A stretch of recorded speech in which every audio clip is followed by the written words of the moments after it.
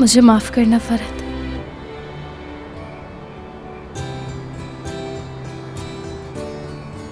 तुम मेरा यकीन करो, मुझे नहीं पता था ये सब।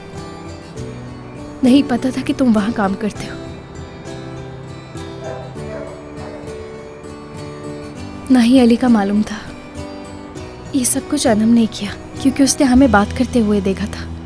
शायद उसे अच्छा नहीं लगा।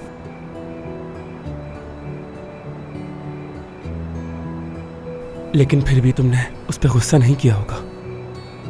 वो मुश्किल वक्त से गुजर रही है। उसने तो खुदकुशी की भी कोशिश की थी।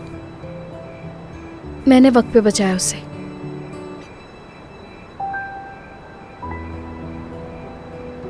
माफ किया तुमने मुझे।